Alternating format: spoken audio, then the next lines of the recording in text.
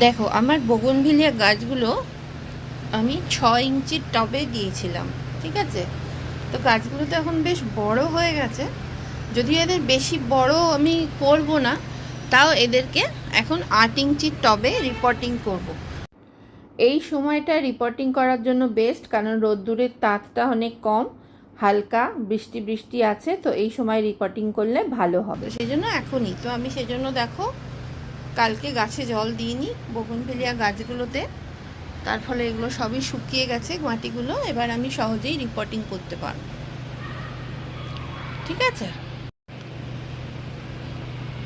গাছগুলোর জন্য আমি কি কি নিচ্ছি দেখো, মাটিটা তৈরি করার জন্য এটা হলো একদম আমার যে গার্ডেন সয়েল সেটাই, ঠিক আছে? সেটাই আমার স্টোর করা থাকে, সেটাই নিয়ে নিচ্ছি। তার সাথে নিচ্ছি, এই গাছের জন্য ক্যালসিয়াম দরকার হবে, তার জন্য নিচ্ছি এটা হলো ডিমের খোলা শুকিয়ে গুঁড়ো করা, ওকে?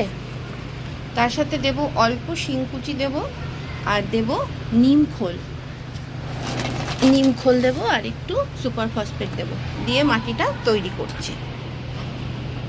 যখনই নতুন গাছ লাগাবে বা রিপোর্টিং করবে, মাটিটাকে আগে ভালো করে অবশ্যই তৈরি করে নেবে, তবে ভালো হবে।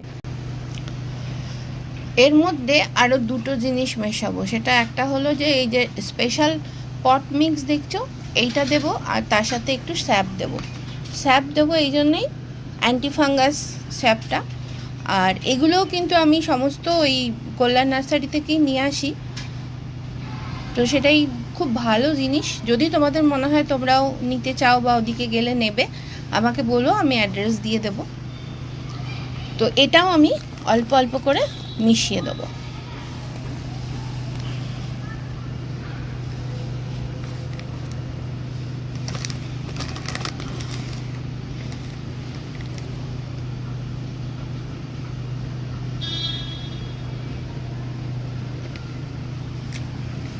দিয়ে এটাকে এবার ভালো করে মেশাবো। দেখো এটা 8 ইঞ্চির গামলা, এই গামলাটাতে বসাবো। এবার এই একটা একটা করে গাছ নেব, আর এগুলোকে শিফট করব, রিপোর্টিং করব। আমি করে নিই, তারপরে আবার তোমাদের সাথে শেয়ার করছি। আমার সব গাছগুলোই রিপোর্টিং হয়ে গেছে। এবার একটু এদের ছায়ায় রেখে দিয়েছি, আজকে ডাল কাটিনি, দুদিন বাদে ডাল কাটবো, এবং সেটাও তোমাদের সাথে আমি নিশ্চয়ই শেয়ার করব। মোটামুটি আজকের মতো কাজ শেষ হয়েছে। গাছগুলোকে আমি 2 থেকে 3 দিন এরমভাবেই ছেড়ে রেখেছিলাম।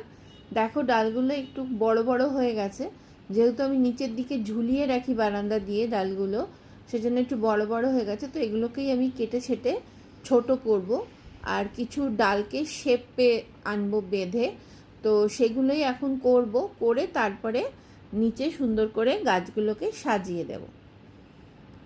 তো চলো সেগুলো এবার করি তাহলে এক এক করে।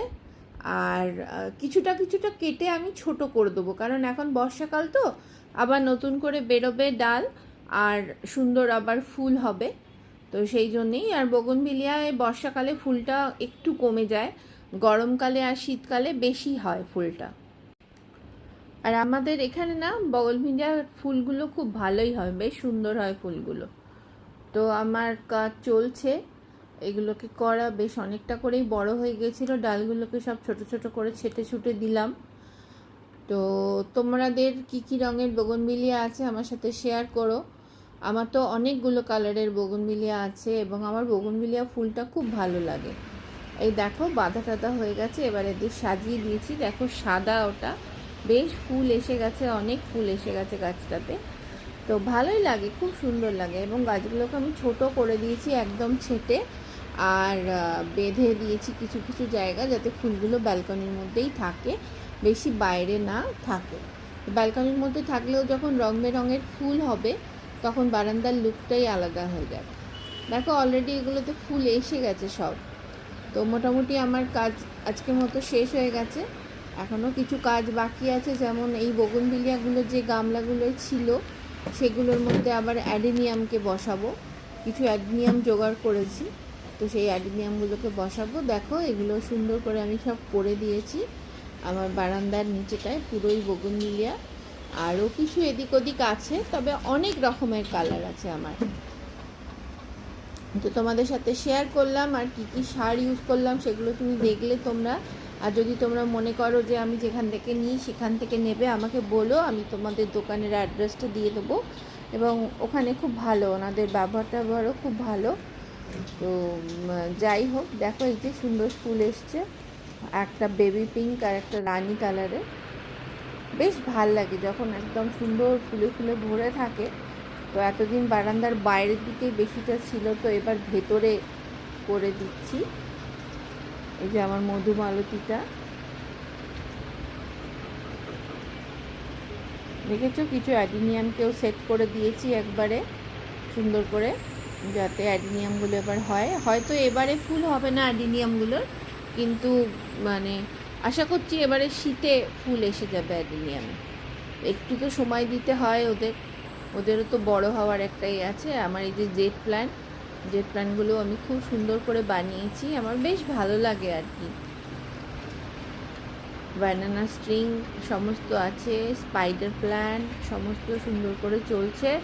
দেখা যাক বর্ষাকালে কিরম বৃষ্টি টিষ্টি হয়, তার উপর ডিপেন্ড করছে। তা তোমরা এবার বর্ষাকালে কী কী গাছ লাগাচ্ছ আমাকে জানিও। এ দেখো, এটা আমার ভুটান টগর, অনেক ফুল হয় এটাতে, খুব ভালো লাগে ফুলগুলো। আর গন্ধরাজ তো আছেই আমার, বেল ফুলেও সব কড়ি এসে গেছে আবার। আমি তো কাটিং মাঝে মাঝেই করে দিই বেল ফুলের, ফুল শেষ হয়ে গেলেই কাটিং করে দিই, আবার নতুন করে বেল ফুল আসে। তো এগুলোর একটা আলাদা মজা, নিজে হাতে যখন করবে তোমরাও ফিল করবে সেগুলো। এবং আমি তো বলবো এটা নিয়ে কিন্তু করতেই পারো, খুব ভালো জিনিস। পিএনপিসি না করে এই সব বাগান করা নিয়ে থাকলে খুব ভালো থাকবে, মনও ভালো থাকবে। আর গাছ তো আমাদের কাছে কিছুই চায় না, তো গাছকে যদি আমরা সময় দিই দেখবে খুব ভালো লাগবে। দেখো এই যে মধুমালতী, সেটাও বেশ অনেক পাতা বেরিয়েছে, এবারেও প্রচুর ফুল আসছে মধুমালতীতে। গত বছরও প্রচুর ফুল হয়েছিল, তোমাদের সাথে শেয়ার করেছি। এবছরও ফুল হয়েছে। এই গাছগুলোকে মেনটেন করে রাখাটাই হলো সবথেকে বড় চ্যালেঞ্জিং ব্যাপার। বর্ষাকালটা একটু সাবধানেই রাখতে হয়, কারণ তোমরাও বর্ষাকালে কিন্তু গাছের খেয়াল রাখবে, কারণ মাটিতে যেন জল না জমে থাকে। যদি জল জমে থাকে গামলার জল কিন্তু সাথে সাথে ফেলে দেবে, কারণ এত বৃষ্টি হলে তখন মুশকিল হয়। এই দেখো আমার দেশি কামিনী, তারও কড়ি ভর্তি হয়ে গেছে। আমার দুটো দেশি কামিনী আছে, দুটো মধু কামিনী আছে, দুটোতেই ফুল এসছে, দেশি কামিনীতে আর মধু কামিনীতেও অনেক ফুল এসছে। তো এইসব নিয়েই থাকা আর কি। আর এইসব নিয়ে থাকলে না মনটা খুব ভালো থাকে, একদম মানে দারুণ থাকে দেখবে। তোমরাও চেষ্টা করো, যদি কোনো কিছু দরকার হয় আমাকে অবশ্যই জিজ্ঞেস করো। এই যে দেখো সব কড়ি একদম ভরে গেছে গাছটায়, খুব তাড়াতাড়ি ফুটবে ফুলগুলো, সেটাই তো মজা। চলো আজ তাহলে টাটা, আবার খুব তাড়াতাড়ি দেখা হবে, ভালো।